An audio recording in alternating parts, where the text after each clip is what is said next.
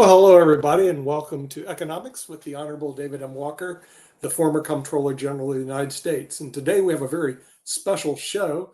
We're going to bring in a person who should have no introduction. He's the co-author of the book, The Millionaire Next Door, and also an author of the book, Richer Than a Millionaire. But rather than me do an introduction, I have someone else who's going to go ahead and do the introduction for him. So we'll just watch his introduction in a minute. Hi, I'm Nathan Osmond, singer, songwriter, motivational speaker, and even mortgage loan officer. I've known Dr. Bill Danko for over 20 years, and we've shared the stage at many great financial conferences the world over.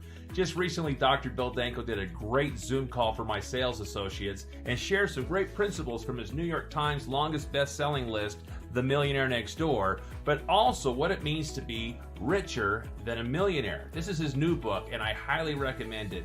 The entire team at the Elite Team was very appreciative of Dr. Bill Danko's time and his insights, as he's a speaker that speaks with conviction from the heart. In fact, we ordered over 100 different copies of this book to give to our clients and our associates because we truly believe that by studying this book, it can really help you to get through these turbulent times. This book is solid with research and survey research and empirical evidence that helps you to understand that yes, money is important, but money plus happiness is even better. I highly recommend that you go get a copy of this book today. You won't regret it.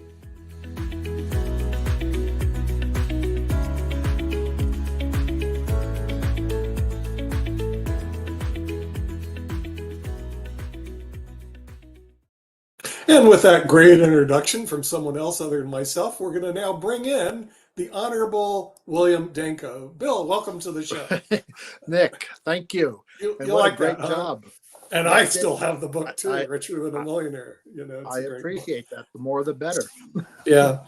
So, we're going to be talking today about fiscal responsibility, which is a highlight of a theme that we're looking at with David M. Walker, the Fiscal Responsibility Commission. So when David joins us, I don't think that commission has ever been formed, and I don't think anybody in Washington, D.C. is even in tune to fiscal responsibility.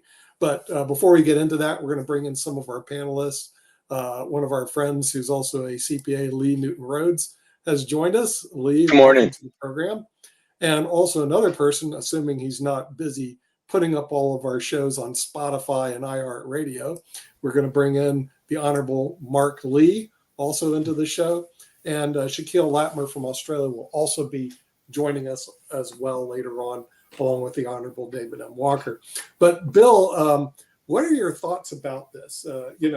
I like this book, The Millionaire Next Door, because it tells people a lot about being fiscally responsible, but also richer than a millionaire. In other words, that just money is something that you can never have enough of, but at the same time, it's not the end all in life. So tell us a little bit about this book because it's relatively new, and the other book. I'd like to hear more about it from the person who wrote it. What are your thoughts? Sure. Well, both books are based on empirical evidence.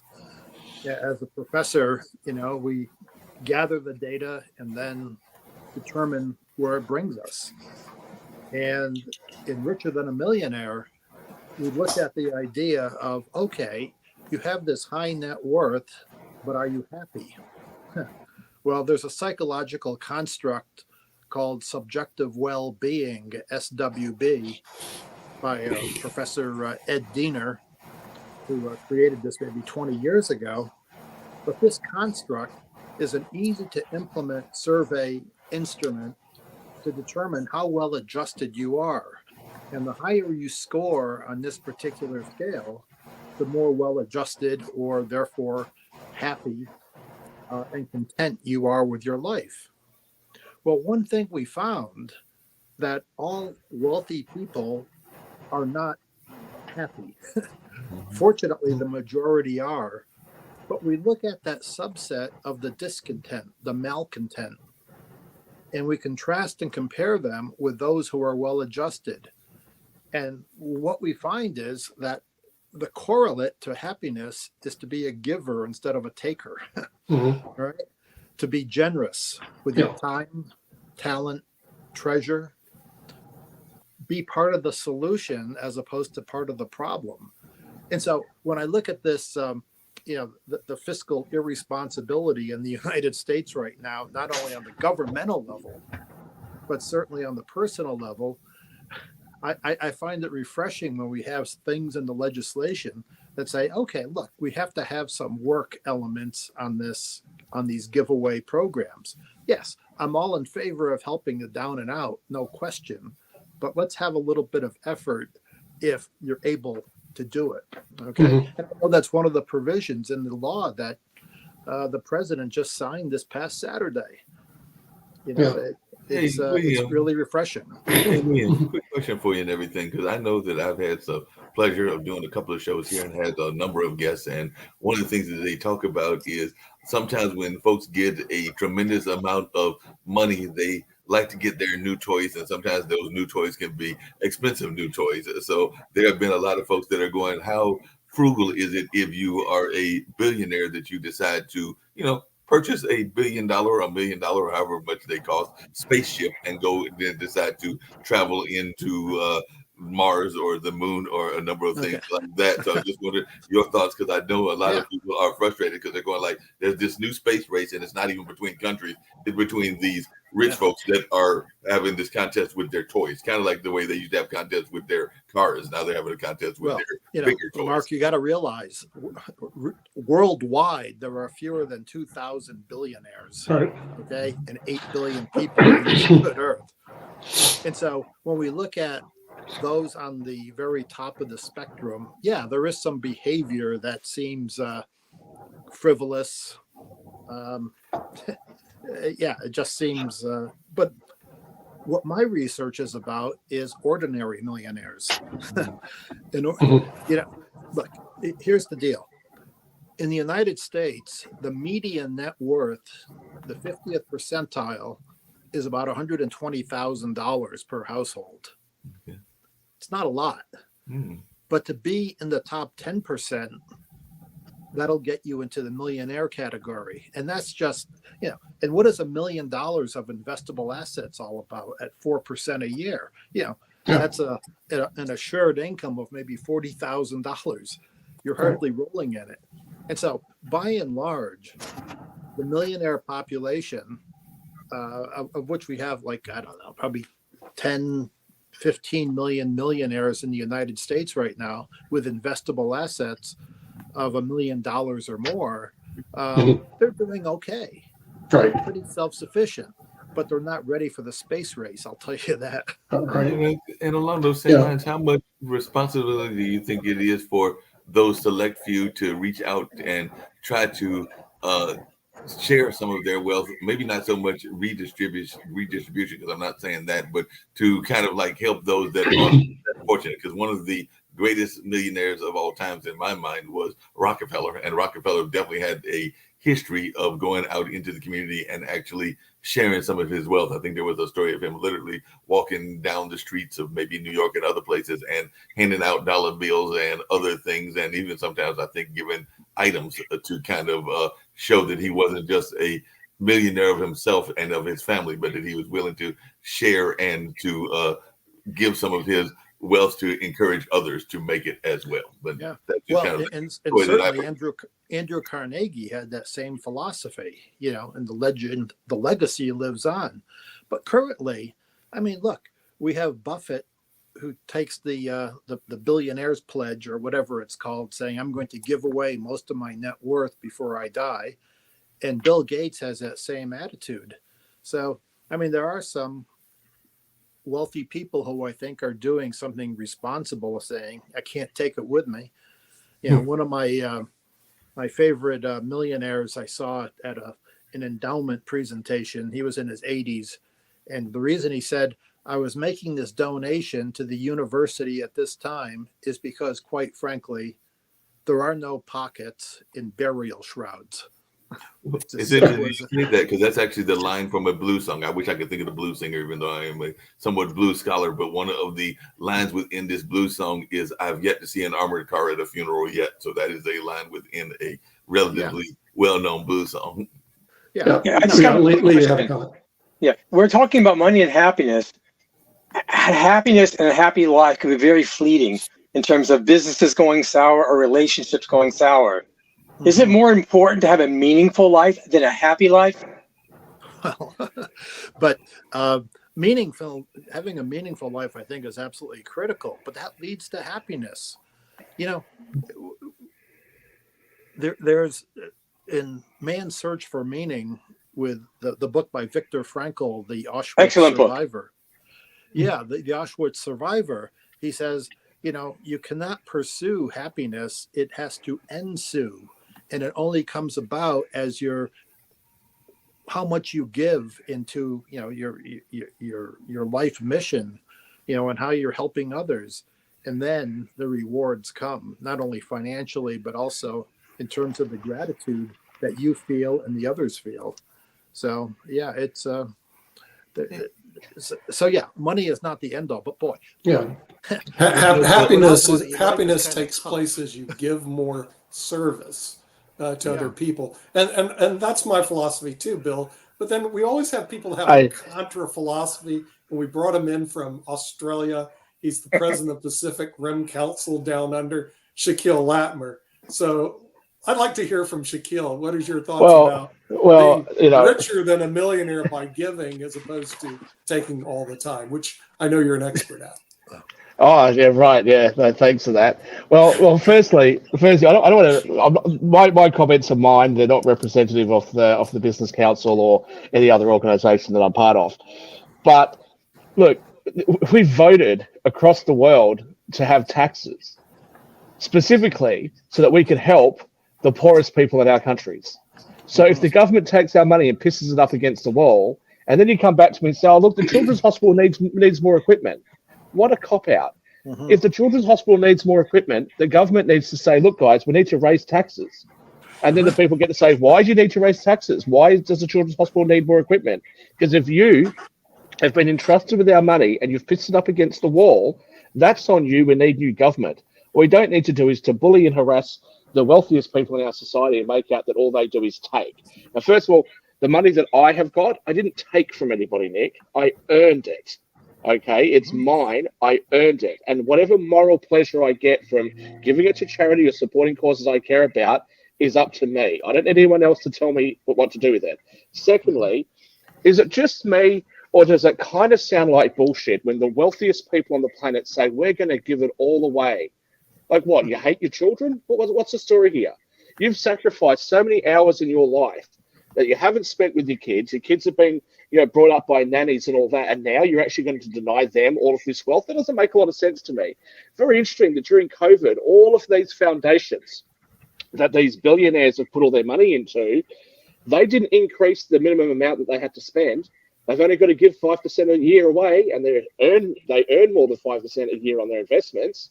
So did they all of a sudden say, "Well, look, the rainy day has arrived. We're going to start giving away 20% during this COVID period"? No, not at all.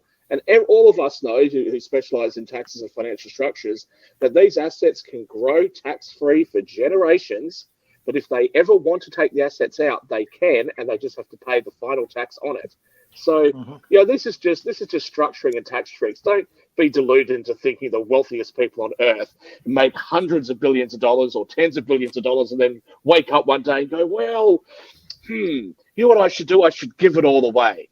No, I don't believe it. I think they're all full of crap. Okay, we'll respond to Shaquille for a second. Yeah, I think that would be a good idea. All right, here's a book by Professor Arthur Brooks, American Enterprise Institute. He's in a think tank. Anyway, but he makes the point in this empirically based book that it's not about governments giving it away. It's about individual philanthropy that makes the most impact. Because you're right, Shaquille. The government often misdirects money in an unfortunate way. Now, I remember a Forbes article, an interview with Bill Gates, when he was asked how much money his children will be getting from his vast fortune. And at the time, he said they're only going to get $10 million each. I don't want to spoil them. So he's not going to make the kids billionaires, but he's certainly not going to let them be destitute either. So, I mean, in fact, if you get too profligate, you are going to ruin the kid's life. They have no motivation to achieve on their own. So it's not deprivation. It's called motivation. Well, I understand. I understand this idea, and I get it. And I know that the what do they call themselves, the good club or whatever, all the billionaires promise to give all this money away. I'm not trying to suggest that $10 million is nothing, but $10 million is not that much. You're not going to be living a lifestyle where you can afford to fly on private jets and have yachts and all that. In the Amber Heard Johnny Depp trials, these guys like he spends like $2 or $3 million a year just maintain the lifestyle that he has. So you're going to give your kids $10 million when you're one of the richest people on earth? You are depriving your kids because you've dangled a carrot in front of them their whole lives. Their entire lives, they've lived in mansions, they've gone to these great schools. They've had everything they could possibly want.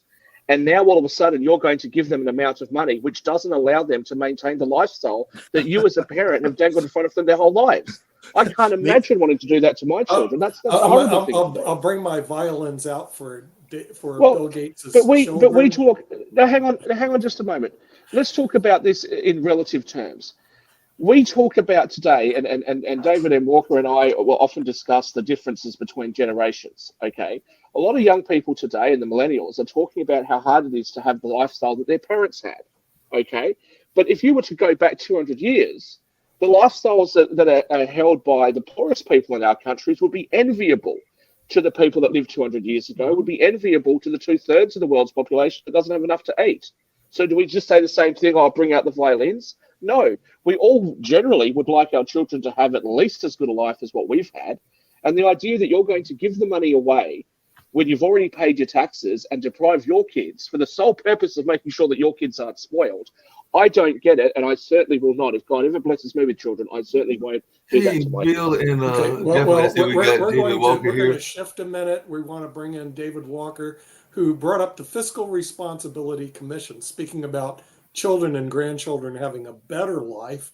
If we don't get our house in order, they're not going to have any life. So, David, what is the Fiscal Responsibility Commission, or is the media and everybody going to drop it since McCarthy and Biden agreed to this debt extension, and everything's going to just die until it reappears itself? So, what about the fiscal responsibility? Right before I get into that, let me comment on what I think you were talking about. Sure.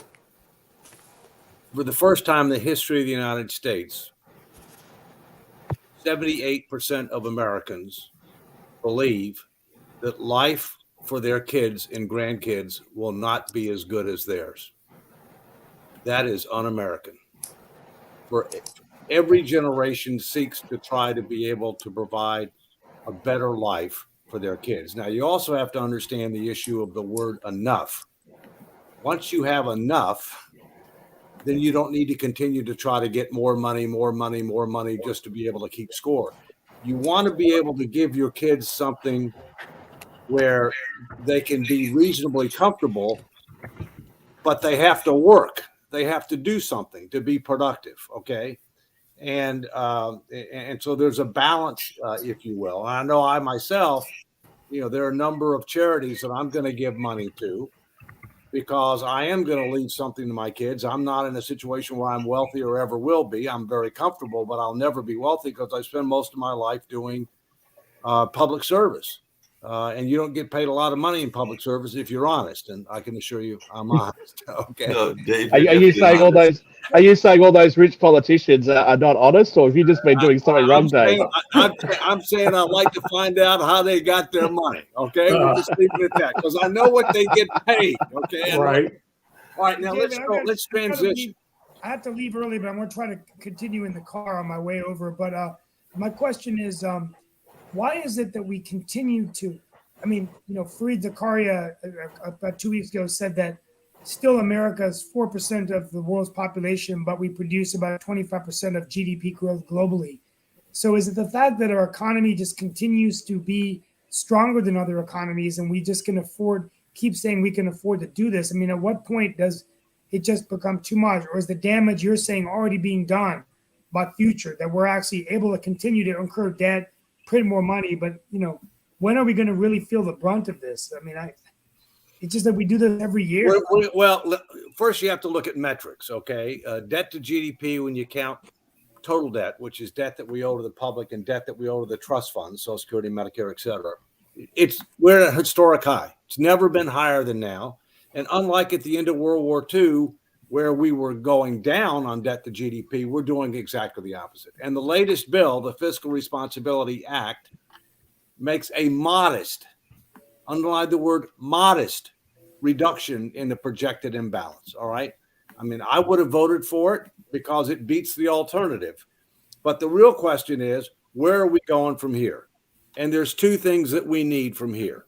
Number one, we need a constitutional fiscal responsibility amendment that limits how much debt as a percentage of the economy this country can take on absent extraordinary circumstances, that seeks to get us to a lower level of debt to GDP within about 10 to 12 years. And there are actions that are being taken to try to get that done. I just came off a call with leaders from a state out west. I've got a state in the east that talking about bringing suit against the Congress for failure to call a convention of states to propose a fiscal responsibility amendment, which should have been called as far back as 1979. I won't go there unless you have questions. The second thing that has to be done is you have to realize that we're in such a deep hole, and that hole's getting deeper and deeper, and time is working against us, that the idea that you're going to make the kind of choices on reforming social insurance programs, reprioritizing and reducing discretionary spending, including defense, engaging in comprehensive tax reform that also generates more revenues as a percentage of GDP, the idea that you're going to do that through the regular order in a reasonable period of time is not going to happen. And so therefore, we're going to have some type of a special commission that engages the American people with the facts, the truth, the tough choices, solicit their input, makes recommendations where everything's on the table for a guaranteed up or down vote. And I'm working with leaders in the Congress now to try to help make that a reality. Those are the two things you're going to have in order for us to restore fiscal sanity and sustainability, and in order to make a dent in the opportunities to try to make sure that our kids and grandkids, and that's who I'm worried about, not my kids, my grandkids, that they have the opportunity to have a better life than we do.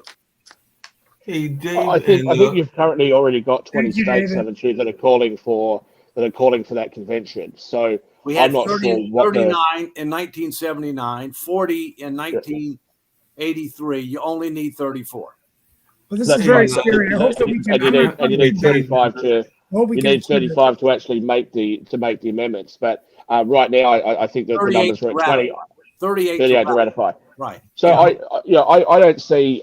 Look, I think the United States is at some point going to be forced to tackle this because you're right in that they're not going to do it by choice. I think with the strength of the BRICS nation and a potential decoupling of the petrodollar, or a potential change in the US's reserve currency status, is going to force the United States to make some really, really tough choices. And this financial irresponsibility in the United States really it is unfair on the rest of the world, because the rest of the world had agreed to use the US currency as its reserve, and it's been inflated away and its value has been frittered away over things that are not necessarily in the interests of the world that is entrusted their labor profits in the US dollar. So I think the US has an obligation to do something. It's very interesting. More domestically, you said the 78%. I sounded the alarm on this a couple of years ago in France, where 96% of people said that they didn't think their children or their grandchildren would have as good a lifestyle as them. And we're seeing similar numbers around the world. We have to do something. It's not fair on the next generations for us to make changes now that are just going to help us for the next 10 or 20 years and kick the. If I just had a power failure, what's just happened to my room? Kick the can down another 30, 40 years. You didn't play the maybe they're kicking me out of my. I'll just mute me for a little while. Sorry, I don't know what happened problem. Hey, Dave and Bill, one of the questions I had that I was curious about, and I think that Shaquille was kind of alluding to it, because I hear, and I've heard those statistics as well. Don't have any kids of my own, but I do have those 2 nephews and everything. But I know in our family, we definitely have a history of knowing not just our financial situation, and I know the billionaires and billionaires definitely make sure that their financial situation is known, but there's also land wealth and wealth in things that are of value in your house and everything. So I was wondering, is that conversations that we're not seeing enough of? I know that Nick oftentimes talks about fiscal literacy and that kind of conversation. I don't know that enough of us know enough about generational wealth. We hear the conversation about generational wealth, even in the minority communities, but I don't know that enough of us actually have an understanding of what that means. Like, I know that in my case, we have land and we also have timber and houses on that property, and that is part of the wealth conversation. But I don't know that enough people are aware of those situations or even make contingency plans for those situations. I'll mention something quickly, and then Bill Danko may want to comment since he's written on a lot of these issues. For most Americans, the biggest part of their net worth is home equity. Exactly. All right? And most Americans have not come close to saving enough to maintain their standard of living in retirement. All right. And yet they're living longer and they have higher expectations on what they're going to be able to do. And there are certain things like long-term care, which is a lot more than health care, that unless you're poor and eligible for Medicaid is not covered. And therefore you got to cover that. So, you know, the part of the problem that we have, then I'll turn it over to Bill, is there has been a great widening of the gap between the super wealthy and the middle class. And in fact, the middle class is getting squeezed because lower income individuals are eligible for lots of government programs, many of which are tax-free. The super rich, they don't have a problem. Okay? So what happens is the middle class is getting squeezed. But Bill, you've written a lot on this kind of stuff. It's financial literacy. We do a terrible job. Can I quickly ask you, David and William, what do you consider to be the super rich? What are we talking about here? Are we talking about the billionaire class? Are we talking about someone with 5 million? Are we talking about someone with 50 million? Or what are we talking about? I don't know. A hell of a lot more than I've got. Okay, I mean, Bill may have some comments here. Yeah, I mean, look, worldwide, there's less than 2,000 billionaires. Okay, and to get into the, to be a 1%er in the United States, at least a couple of years ago, I don't have the current with all this turmoil, but $11 million made you a 1%er. $11 million net worth made you a 1%er in the United States. So yeah, 5 million's a lot. 10 million is good. There are some financial houses that look at only 35 million and above to be their client. So, you don't have to be that billionaire to be an attractive candidate to these investors. But to David's point about getting squeezed on the bottom, and especially now, it makes it more unaffordable to own a house with the mortgage rates as they are. There is a problem in the middle class. There really is.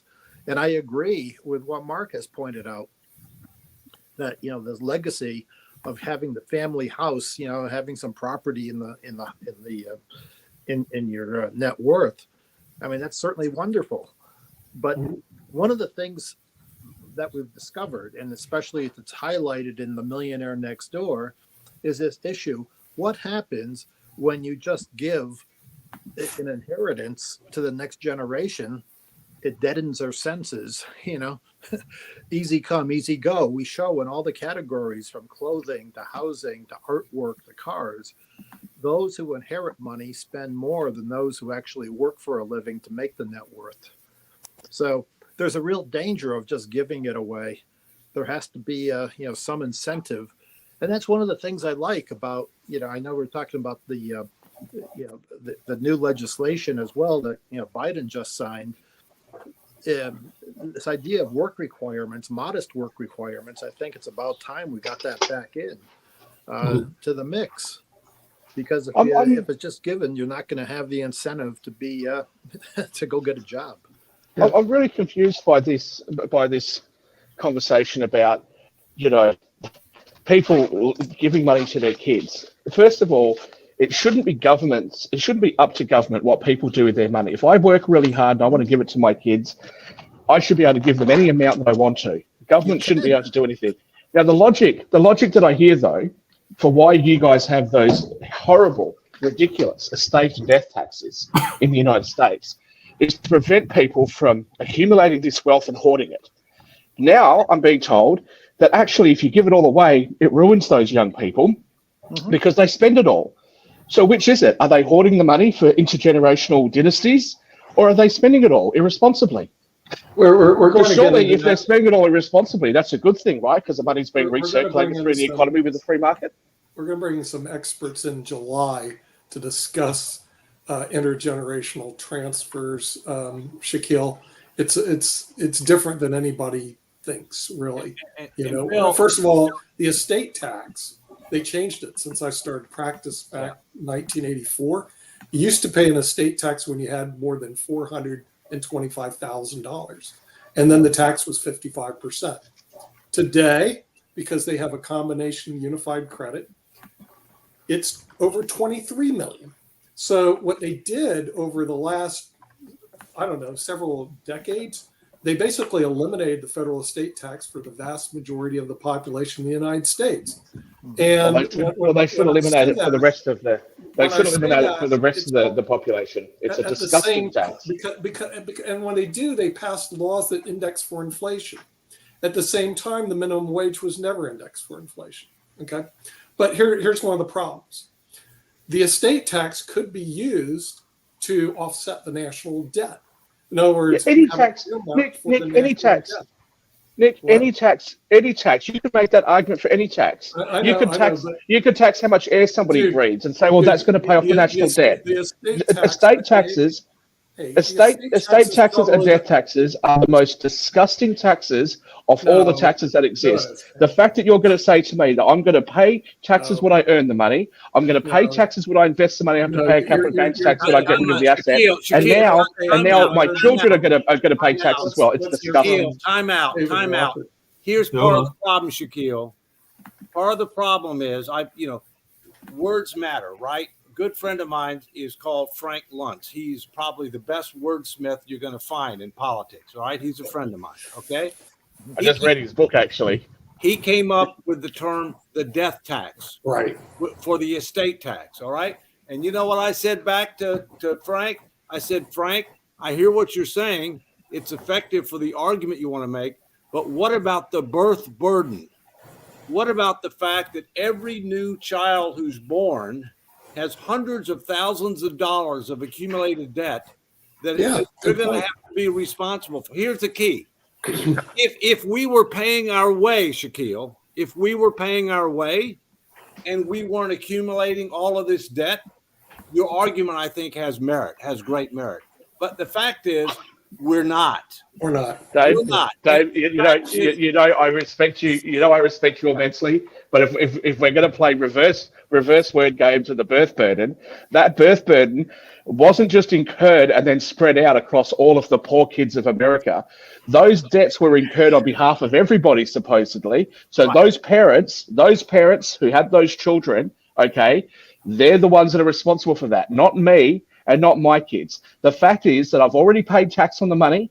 I've had to pay tax all the way through. I've had to pay tax when I've spent the money. I've had to pay tax on property taxes, sales taxes, and everything else. Is different. And then when I accumulate assets, you want to tax that as well. My point is different. You're dead. Is the amount of tax that these people had to pay wasn't enough.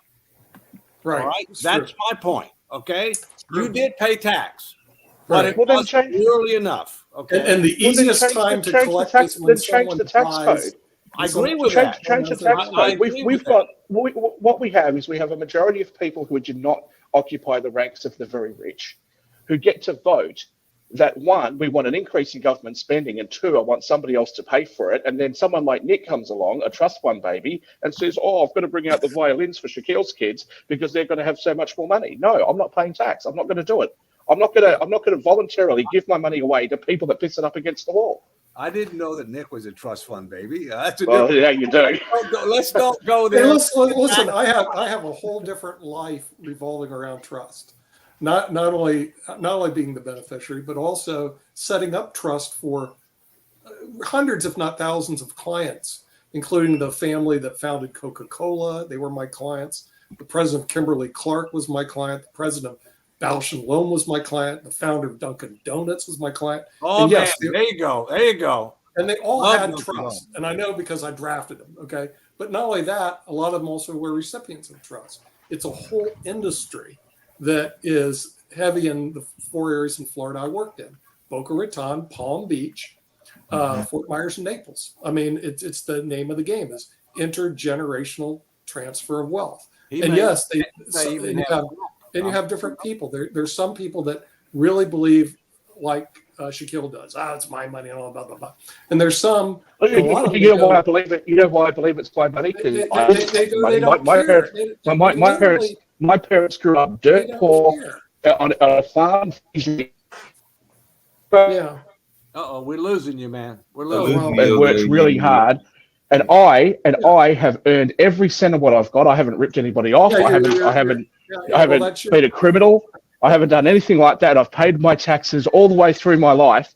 And when I go to give that money away to other people in my family, that should be my choice and not somebody else's. Yeah. So I believe it's my money because it's mine, because I earned it. Of course, because you worked for it and you never were part of intergenerational transfer of wealth. Okay, I got it. But you're not you're a a worker either. But there's a whole class of people out there that aren't like you, Shaquille. I'm just saying it. So let's hundreds of thousands, if not millions. Let's play with your logic for a minute then. So if my parents are both really accomplished athletes or really accomplished musicians or something like that, and they spend a disproportionate amount of time with me teaching me how to play musical instruments, or they spend a lot of time with me encouraging me to pursue athletics, which gives me an advantage over every other kid. What we should do is we should say, you know what, to those parents, we should say, you know what, you're not allowed to do that. What we want you to do is we want you to teach your kids, but we also are going to require you to teach everyone else's kids as well for free, because we don't want someone else's kids to have an advantage or for your kids to have an advantage over them. It's ridiculous. That's ridiculous. It's a disgusting tax, and I'm never, ever going to change my mind about that. Death taxes are disgusting. I totally understand the very selfish argument. Okay. But at the same time, since we live in a country, and this is what a lot of the wealthy people, someday I'll take you around these areas, you'll meet really rich people. They actually believe that they should pay some amount in estate taxes and contribute back to the country that actually helped them. Nick, nothing is stopping them. The wealth that they've achieved. One guy told me he was worth about 20 million. He goes, okay, so I got to pay 10 million estate taxes. So what? Because my kids get 5 million each when I kick the bucket. What's wrong with that? And what am I supposed to do? The fact that he doesn't care enough about his kids doesn't mean that I shouldn't care enough about mine. If he wants to pay the tax, he can do so. Most wealthy people don't want to give their kids too much money because, Bill, let me come back to you. That's true. What about the history of people that are super wealthy, okay, giving money to the kids and the kids being blown, or businesses, that they've done sweat equity to build, and then they inherit it, the kids inherit it, the grandkids. My understanding is a very high percentage of those go bust. Yeah. That's right. They dissipate you're dominating the conversation. You need to back off a little bit. Go ahead, Bill. Yeah. No, David, you're absolutely right. Just look at the longevity of small businesses as well. The original founder would love to have their children inherit the business, but they don't often have the motivation to carry on the business. Right. You have the opportunity that you find one of your siblings or one of your children who can actually do it. What is the probability that their child is going to want to do it? To bring generation after generation into the family business is really unlikely. The data shows that from the Small Business Administration. It's very hard to do. And likewise, when you give unbridled wealth to the next generation, they'll say, wow, this is great. My lifestyle can now expand and I don't have to worry about replenishing anything unless I have that same attitude. I want to be a good steward and then have it for their children and grandchildren. But what is the probability of that happening? Money can be very elusive. Should there not be a personal choice? No, but Bill and Lee, along those same lines, and I'd love to hear Bill's thoughts about this, because I know that I had a friend of mine that actually did a article, I think it was an artwork kind of display around Wilmington, which is down there in the coast, and a number of folks there were definitely making some money over some very hard labor, that being the fisherman kind of work and everything. Not saying that they were all millionaires, but there were a few that made some good money in that space. But a lot of their kids did not want to go into that kind of work because it is not a glamorous work. And we can say the same thing about tobacco farmers. And we know that there have been some historical people that made money off of tobacco and cotton and things like that. And that's not glamour work either. So I think that some of the younger folks are looking at some of the ways that their parents lived, whether they made a decent living or whether they made wealth, and they're like, I don't want to do that kind of work. That's too hard and everything. So I was wondering your thoughts about that, because that is something that I have seen. That some folks are like, look, I saw what my parents did in order to get their wealth, and I'm not trying to do that. I want to go become a celebrity or whatever. And one of the ironies, you look at these blue collar millionaires who really had a tough time making the money, but did make the money. What do they tell their children? Look, I had a pretty tough life. I want you to go to a college, an expensive college. I want you to hang out with rich kids who are going to be at the same college. And what has the parent just done? Said, look, I know what I had to do to make the money, but that was hard work. I want my kids to have it easier. And what you've just given them is the death sentence. and stripped out their motivation. Yeah. So we bring it on ourselves. Are we not assuming that the parents have any obligation to bring these kids up with values, work ethics? Well, they do, but it varies from a case by case basis. Lee. In other words, unfortunately, all the kids are different, and so the thing is, some of them would do what Bill says, and some of them will actually pursue other things and be very successful. But in terms of the federal estate tax, which I didn't know Dave Walker knew the guy who transferred it to the death tax. That was my business for 17 years. And, I got out of it because they eliminated it in the year 2001. I'm going, I had all those clients I discussed. They all called me and said, basically, you're fired. I said, why? Well, there's no estate tax. Okay. So Bill Rosenberg, who founded Dunkin' Donuts, he's gone. Coca-Cola, they're all gone because there was no death tax to do any planning around. And the sad part is it wasn't like our national debt expanded.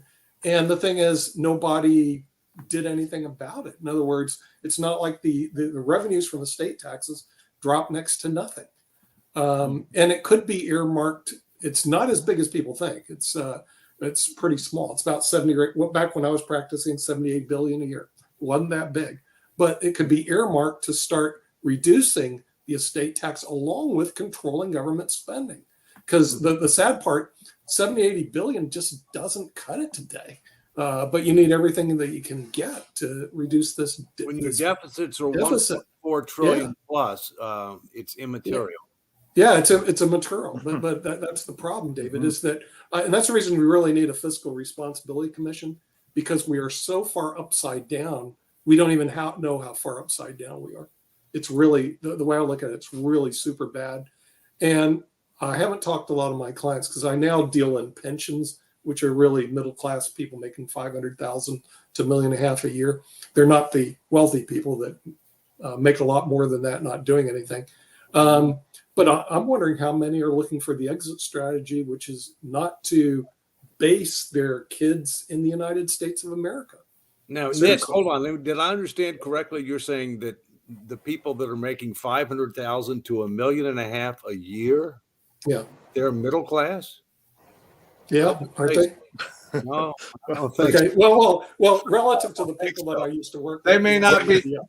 And in fact, if they're making that much money, they're definitely a 1%er based on the stats that we had before. Well, the thing is, relative to the people I used to hang with. I see. Okay, in other words, I couldn't talk to the President Kimberly Clark and all these people, and President Baushalom and the founders of Coca-Cola. The founding family of Coca-Cola is very interesting because the kids would tell me, "Hey, Nick, never worked." He was like in his 40s, 50s, never worked a day in my life. I said, "Why not?" Well, Coke stock, gift that keeps on giving. And, and so a lot of them, they don't ever work, but they live in very nice homes. They have nice but the question is, what did they do with their time?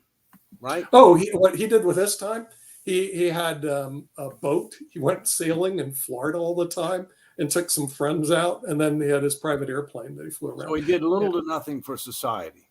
No, they don't do anything for society. What'd you say, I David? recently learned a new word in French, flaneur.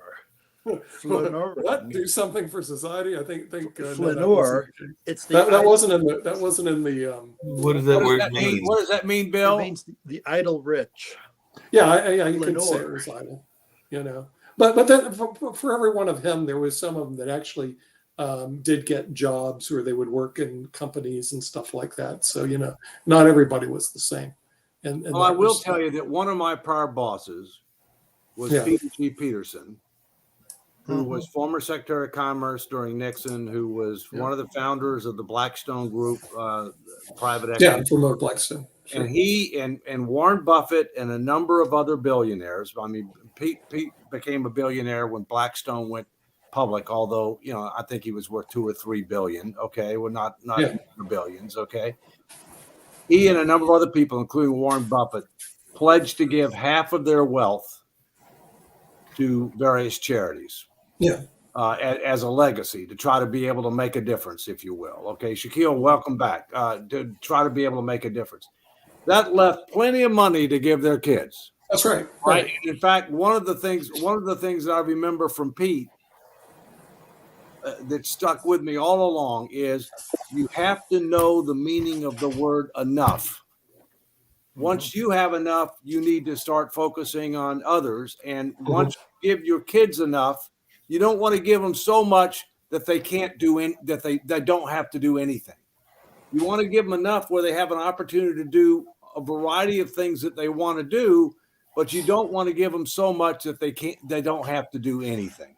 Yeah. Right.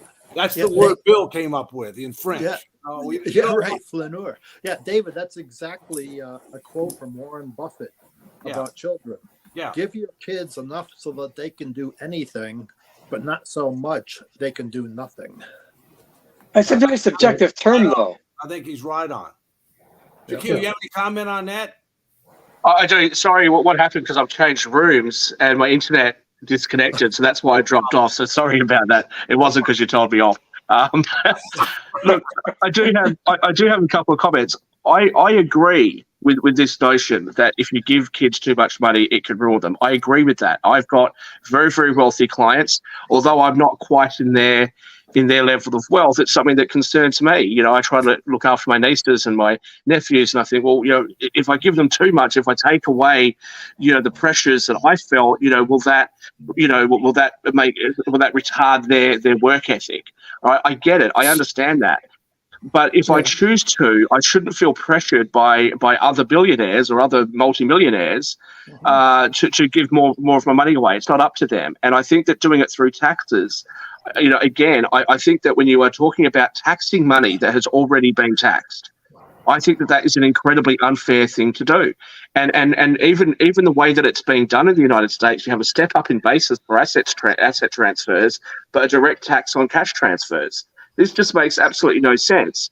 You're actually making it easier for existing old money to be passed through generations and harder for new money to be passed through generations.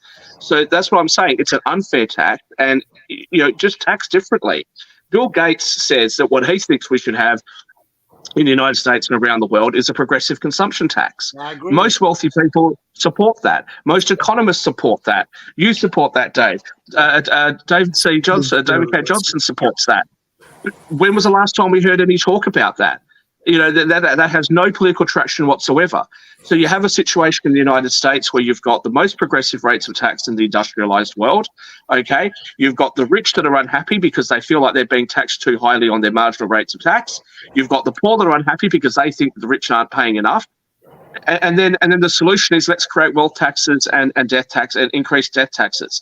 It's not working. This is not a solution.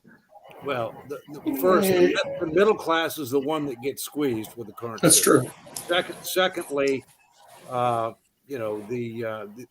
tax system has got to be fundamentally re-engineered. Okay, I mean it is not generating adequate revenues as a percentage of GDP. The gaps, the haves and the have-nots have grown dramatically. They're continuing to grow.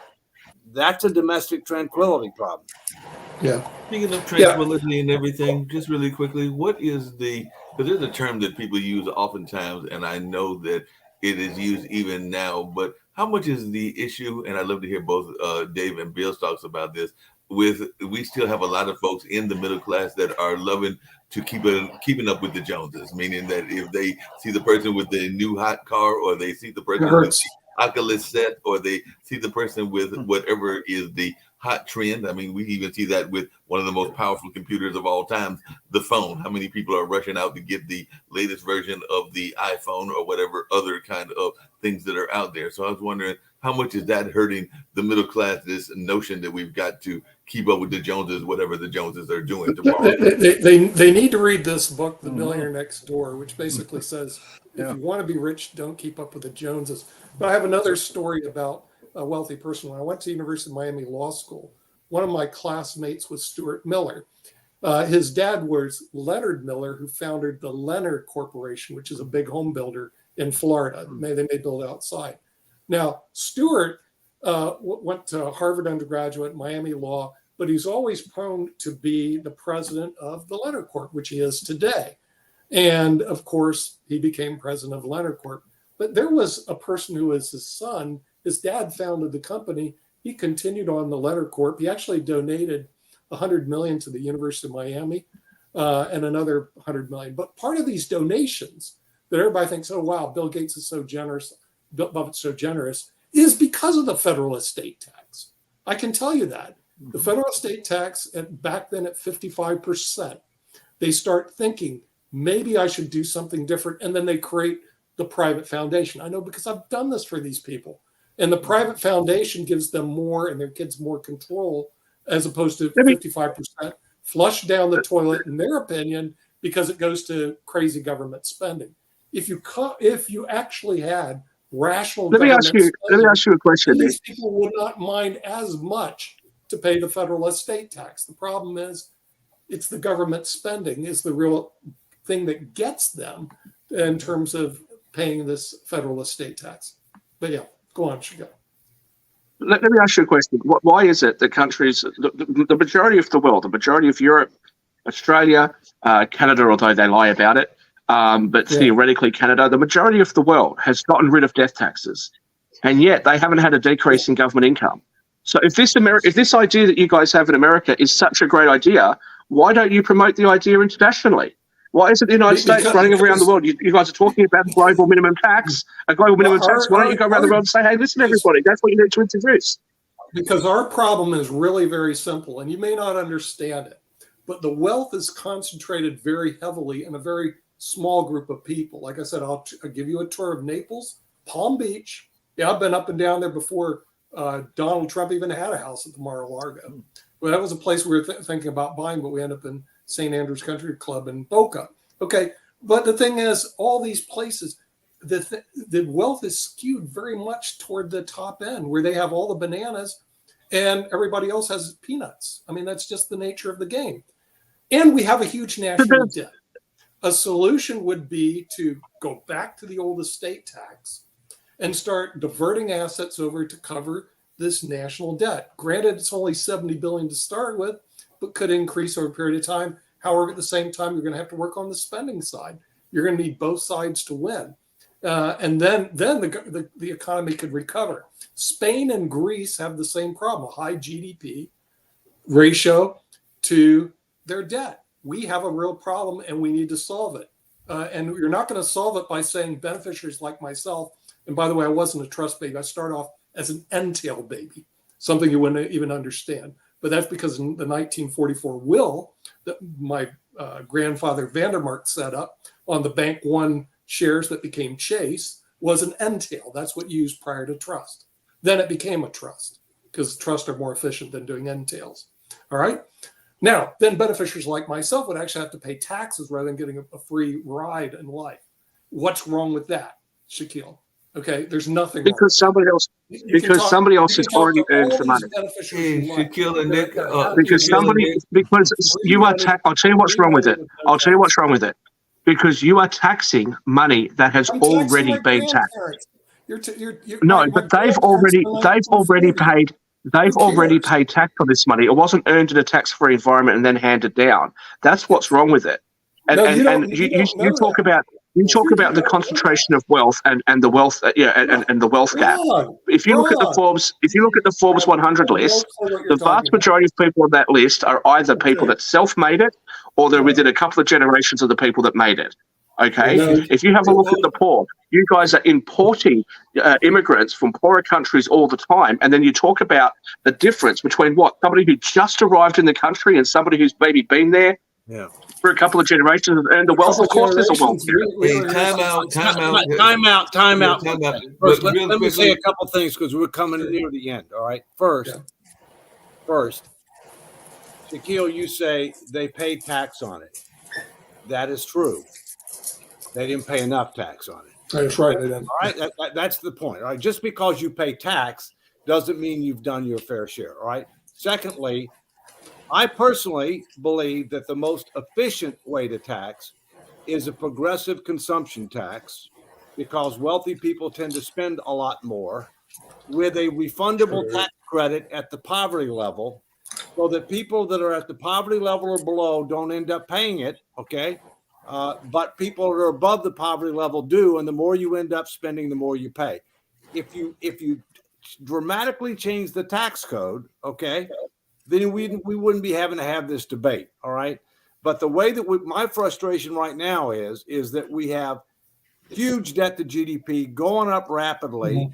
The problem is primarily a spending problem, but not exclusively. And yes, people are paying taxes, but that doesn't mean they're paying enough. I'll leave it at that. Hey, really quickly, we did have one other guest that is not spoken Can I just ask you a question back to that, Dave? No, can we hear from Kim? Because we haven't heard from Kim at all. And Kim has been sitting there, and I didn't know she had some things to say. So let's at least give respect to one of the other founders and see if Kim's got some things to say as well.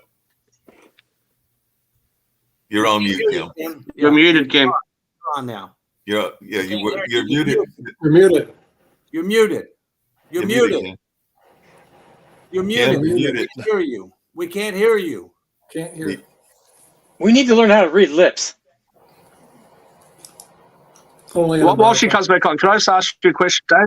If you believe that they pay tax but they didn't pay enough, if that's the story, then why does the estate tax only kick in after a certain level? Shouldn't everybody be paying for it? Why are we only going to tax the rich? They've paid their taxes according to the levels that were set. They've then invested the money. Now they're being asked to pay tax again. We're not just taxing. Why not broaden the spectrum and apply that to everybody? Kim just had a point. I think there's a reasonable level of accumulation where you shouldn't have to pay tax. Okay, a reasonable level of accumulation. The other thing is you have a lot of people who have like family farms and things of this nature, and in order to be able to pay the tax, you have to dispose of certain assets, businesses or whatever else in order to be able to do it. So I think some reasonable level of exemption, and we can debate what that is okay. But Kim, go ahead. No, it's time to wrap up. I just wanted to thank everyone for this beautiful conversation, because our tax situation is a problem. I agree with the progressive tax, the progressive consumption taxing, because I think it will help put more money into circulation as well. So, but thank you. And I know we got to wrap up, but what a great conversation. And I look forward to it next week as well. Thanks, everybody. All right. Thank you. We'll see you. Y'all have a good day. All right.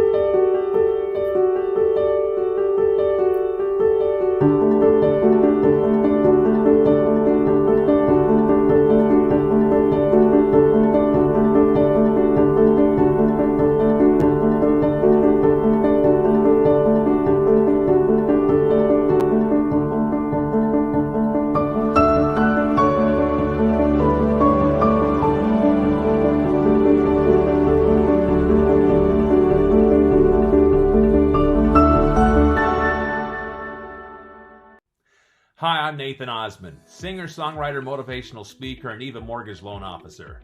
I've known Dr. Bill Danko for over 20 years, and we've shared the stage at many great financial conferences the world over. Just recently, Dr. Bill Danko did a great Zoom call for my sales associates and shared some great principles from his New York Times longest best-selling list, The Millionaire Next Door, but also what it means to be richer than a millionaire. This is his new book, and I highly recommend it. The entire team at the Elite Team was very appreciative of Dr. Bill Danko's time and his insights, as he's a speaker that speaks with conviction from the heart. In fact, we ordered over 100 different copies of this book to give to our clients and our associates, because we truly believe that by studying this book, it can really help you to get through these turbulent times. This book is solid with research and survey research and empirical evidence that helps you to understand that yes, money is important, but money plus happiness is even better. I highly recommend that you go get a copy of this book today. You won't regret it.